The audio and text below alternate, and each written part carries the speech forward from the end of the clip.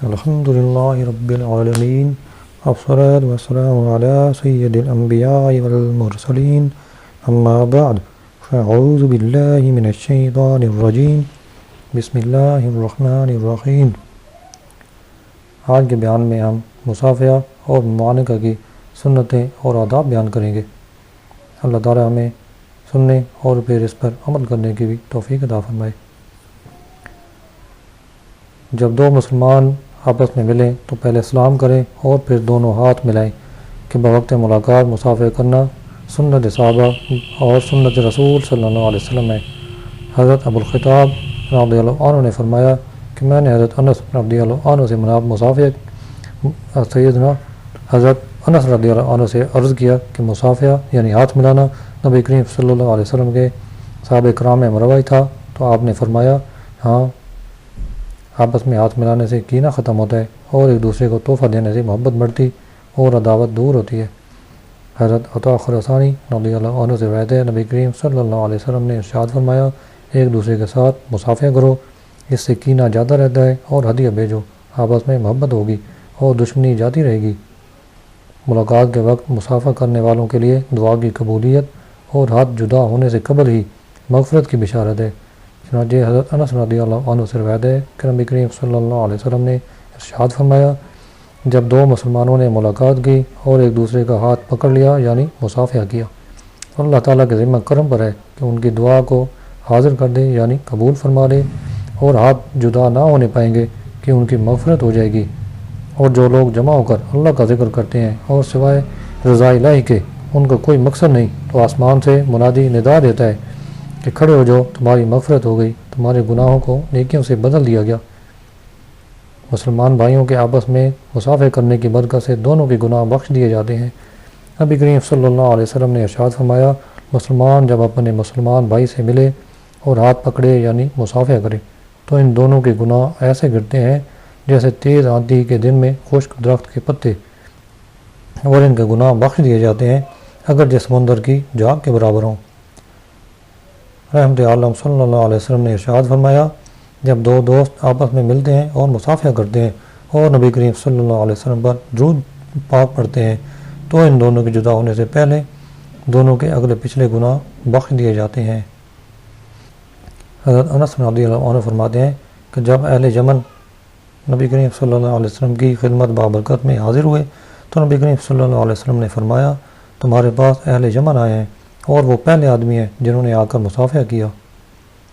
سلام کے ساتھ ساتھ مصافحہ کرنے سے اسلام کی تکمیل ہوتی ہے۔ حضرت ابو امامہ رضی اللہ عنہ سے روایت ہے نبی کریم صلی اللہ علیہ وسلم نے ارشاد فرمایا مریض کی پوری عیادت یہ ہے کہ اس کی پیشانی پر ہاتھ رکھ کر پوچھے کہ مزاج کیسا ہے، اور پوری تحیت یعنی سلام کرنا یہ ہے کہ مصافحہ بھی کیا جائے۔ خندہ پیشانی سے ملاقات کرنا حسن اخلاق میں سے ہے۔ نبی کریم صلی اللہ علیہ وسلم فرماتے ہیں لوگوں کو تم اپنے اموال سے خوش نہیں کر سکتے، لیکن تمہاری خندہ پیشانی اور خوش اخلاقی انہیں خوش کر سکتی ہیں۔ خوشی میں کسی سے گلے ملنا بھی سنت ہے۔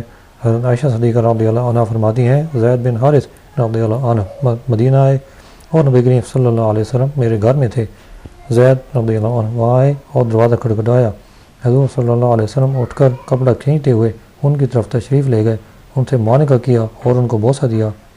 سرکار مدینہ صلی اللہ علیہ وسلم نے حضرت ابو ذر غفاری رضی اللہ عنہ کو طلب فرمایا۔ جب وہ حاضر ہوئے تو سرکار صلی اللہ علیہ وسلم نے فرط شفقت سے حضرت ابو ذر کو گلے لگا لیا۔ چنانچہ حضرت ایوب بن بشیر رضی اللہ عنہ ایک صاحب سے روایت کرتے ہیں، انہوں نے کہا میں نے ابو ذر رضی اللہ عنہ سے پوچھا جس وقت ہم رسول اللہ صلی اللہ علیہ وسلم سے ملتے تھے کیا آپ صلی اللہ علیہ وسلم تمہارے ساتھ مصافحہ فرماتے تھے؟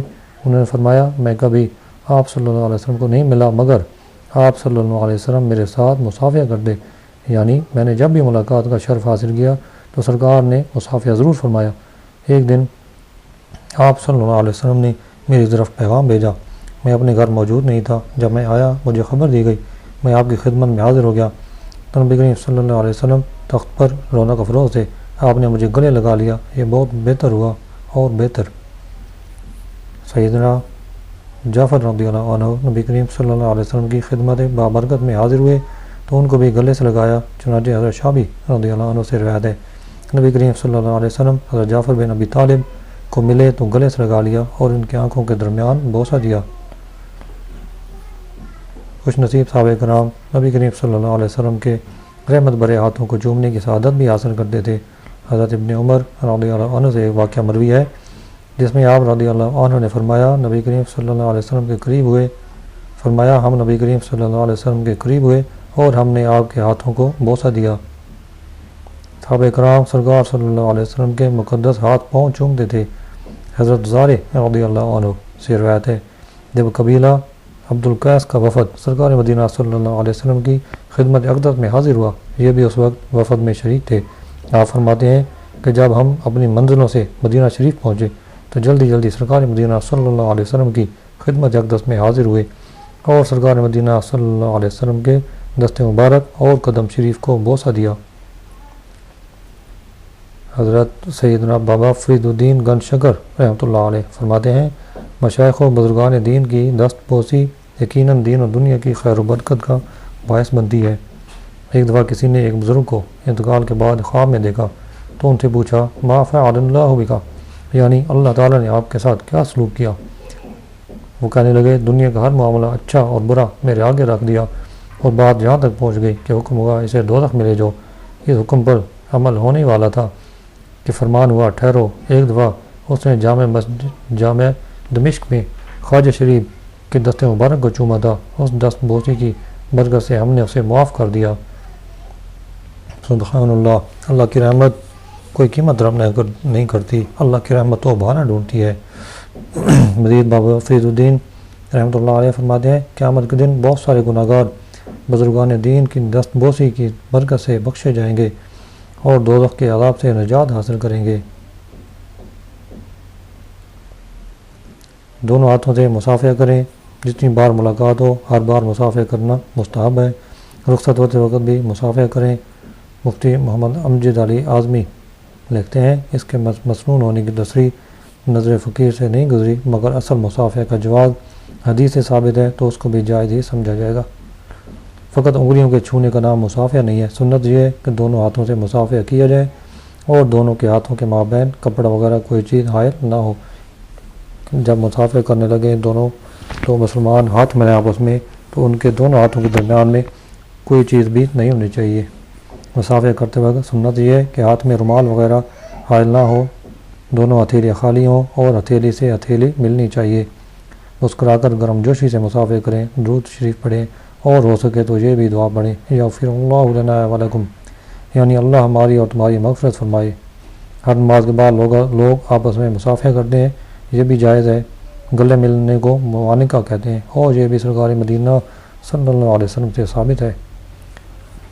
صرف تہبند باندھ کر یا پاجامہ پہنے ہو اس وقت موانقہ نہ کریں، بلکہ کرتا پہنا ہوا ہو یا کم از کم چادر لپٹی ہوئی ہونی چاہیے۔ عیدین میں موانقہ کرنا جائز ہے۔ عالم دین کے ہاتھ پاؤں چومنا بھی جائز ہے۔ مصافحہ کے بعد اپنا ہی ہاتھ چوم لینا مکروہ ہے۔ ہاتھ پاؤں وغیرہ چومنے میں یہ احتیاط ضروری ہے کہ میں اہل فتنہ نہ ہوں۔ اگر معاذ اللہ شہوت کے لیے کسی اسلامی بھائی سے مصافحہ یا معانقہ کیا، ہاتھ پاؤں چومے یا نعوذ باللہ پیشانی کا بوسہ لیا تو یہ ناجائز ہے۔ والدین کے ہاتھ پاؤں بھی چوم سکتے ہیں۔ عالم بعمل اور نیک اسلامی بھائی کی آمد پر تعظیم کے لیے کھڑا ہو جانا جائز بلکہ مستحب ہے، مگر وہ عالم یا نیک شخص بذات خود اپنے آپ کو تعظیم کا اہل تصور نہ کرے اور یہ تمنا نہ کرے کہ لوگ میرے لیے کھڑے ہو جائے کریں، اور اگر کوئی تعظیماً کھڑا نہ ہو تو ہرگز دل میں قدورت نہ لائیں۔ اللہ تعالیٰ سے دعا ہے کہ وہ مسلمان کو سلام کرنے اور ان کے ساتھ خندہ پیشانی کے ساتھ مصافحہ کرنے کی توفیق رحمت فرمائے اور نبی کریم صلی اللہ علیہ وسلم کی تمام سنتوں پر عمل کرنے کی توفیق عطا فرمائے۔ آمین بجاہ النبی الامین۔